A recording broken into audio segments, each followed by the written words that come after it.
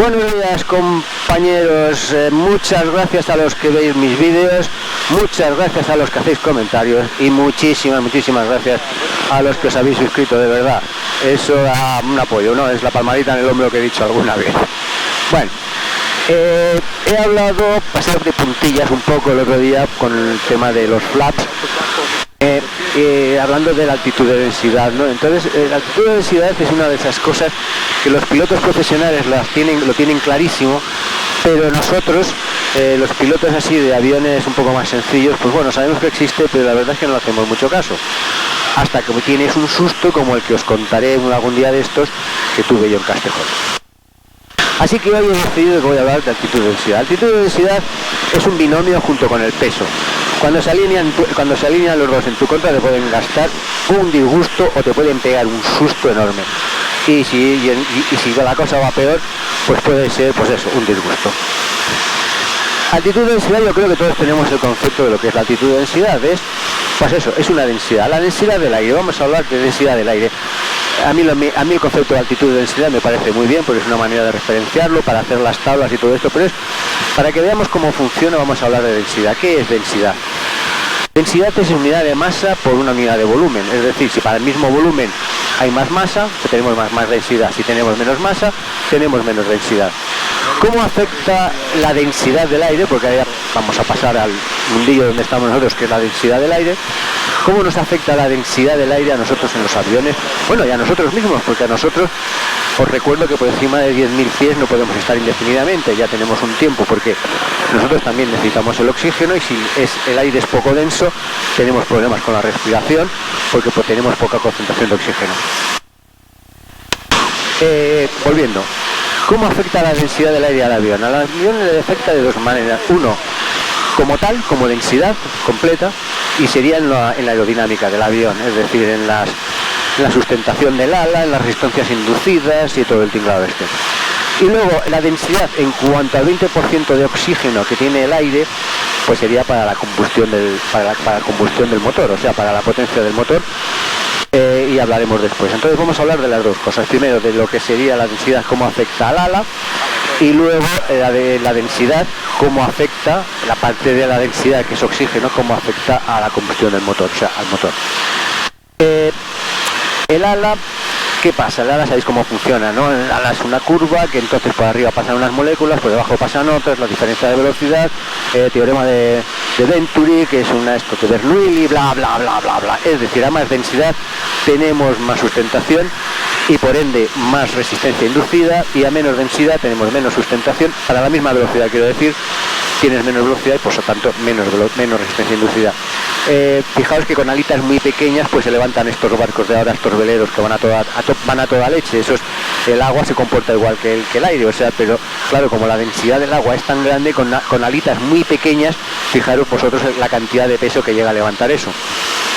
Con lo cual, ahí tenemos que la densidad afecta al ala, la afecta así, ¿no? En más densidad, más sustentación, menos densidad, menos sustentación, más densidad, más resistencia inducida, menos densidad, menos resistencia inducida, para la misma velocidad. ¿Cuál es la parte mala? La parte mala es que si tenemos menos densidad de altitud, necesitaremos más pista para despegar y necesitaremos más pista para aterrizar. Y esto, pues, como podéis ver, conjunto con el peso, no olvidemos, junto con el peso, pues nos puede causar un disgusto. Es decir, a menos densidad, menos peso podemos llevar, menos puede pesar nuestro avión. A más densidad, más puede pesar nuestro avión. Y ahí están las tablas, y entonces os lo tendríais que mirar y tenerlo muy bien en la cabeza cuando vayáis a volar en verano, según en qué sitios y según con qué pesos. ¿Cuál es la buena noticia de que disminuya la densidad, que al disminuir la densidad tengamos menos sustentación y con ello menos resistencia? Pues eso es bueno, porque cuando subimos muy altos, y nos vamos a 10.000 pies de altura, pues para tener la misma sustentación del ala necesitamos más velocidad. Y es decir, a más velocidad tenemos la misma sustentación y la misma resistencia inducida, con lo cual es velocidad gratis, estamos yendo más deprisa con respecto al suelo, y eso nos está ayudando. Bien, es cierto que, claro, ahora viene la segunda parte, que el motor tiene que ser capaz de podernos empujar, porque claro, el motor, pobrecito, también con la densidad de altitud, a medida que se va perdiendo, pues él también cada vez tira menos. ¿Por qué tira menos? porque él tiene una cilindrada y entonces cada pistón se llena de aire. Ese aire, cuando es más denso, tiene más oxígeno, cuando es menos denso, tiene menos oxígeno. Cuando tiene menos oxígeno, esas moléculas de oxígeno, que es el comburente, son capaces de quemar menos combustible, que es la gasolina. Es decir, por cada partícula de gasolina, pues hay una partícula de oxígeno y entonces a partir de ahí. Entonces, es decir, si hay menos combustión, si hay menos leña, hay menos fuego, hay menos calor, hay menos energía. Es decir, a medida que vamos subiendo en altitud de densidad, vamos perdiendo potencia del motor. Hasta aquí, claro. ¿Cómo podemos arreglar esto? Pues bueno, esto lo inventaron ya hace mucho tiempo, inventando los turbocompresores, o sea, los motores turbo. ¿Qué es lo que hace el motor turbo?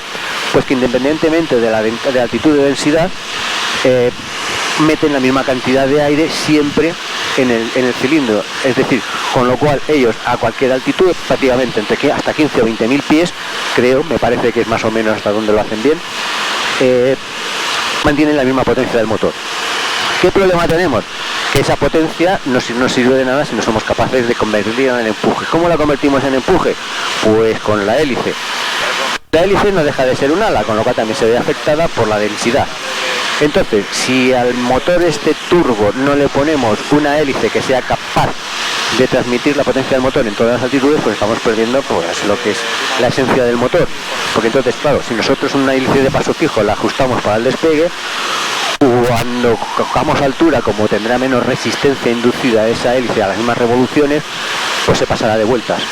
Si la ajustamos para un crucero alto, cuando vayamos a 10.000 pies, cuando lleguemos abajo, como hay más densidad, la hélice no podrá y estaremos castigando el motor, porque la hélice tendrá mucho paso.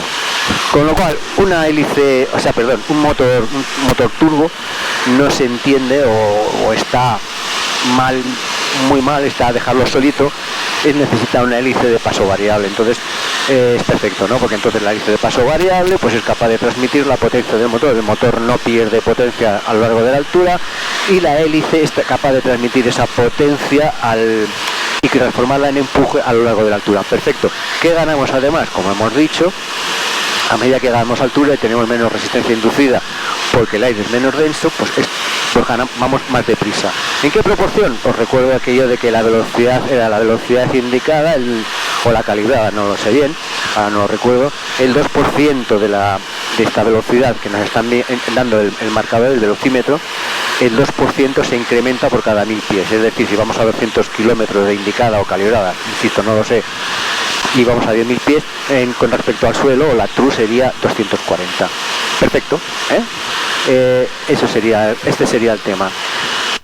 ¿Qué inconveniente tiene esto? Pues que todo eso es peso, complicaciones y dinero. Yo me lo miré para este avión y entonces poner una hélice de paso variable y un 914, pues bueno, pues la bromita se va pues eso a 50.000 euros, ¿no? Al precio que están ahora los motores.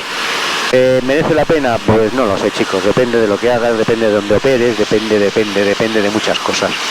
Yo ya decidí quedarme como estoy y entonces pues bueno, ya sé que cuando voy con alto pues es lo que hay, ¿no? Y tengo que tener más cuidado con la altitud de densidad y con el susto que me pegué y todo eso. Mirad, porque la hélice, sí, ¿se puede tener una hélice de paso variable sin turbo? Hombre, pues claro, sí, porque pensar que las hélices, una hélice está calculada. En realidad una hélice funciona bien para unas revoluciones determinadas y para una velocidad de avance determinada. O sea, la hélice, ella con su longitud, o sea, con su diámetro y todo esto, en realidad solo funcionará bien a unas revoluciones dadas y a una velocidad con respecto al aire dada. Es decir, eso sería, eso es un momento nada más, ¿no? Con lo cual, es decir, todo lo que sea poder cambiarlo, pues mejor, más vamos a ganar. Lo que pasa es que, bueno, también merece la pena, hombre, si es un avión que es rápido y pues sí, aprovecha más, ¿no? Yo también decidí poner un paso fijo porque es lo de siempre, es una complicación, son cosas, ¿no? Pero bueno, una hélice de paso variable sí puede tener sentido sin un motor turbo, pero un motor turbo quizá no tiene tanto sentido sin una hélice de paso variable. Y yo creo que ya os lo he dicho todo, así que hasta la próxima caricatura.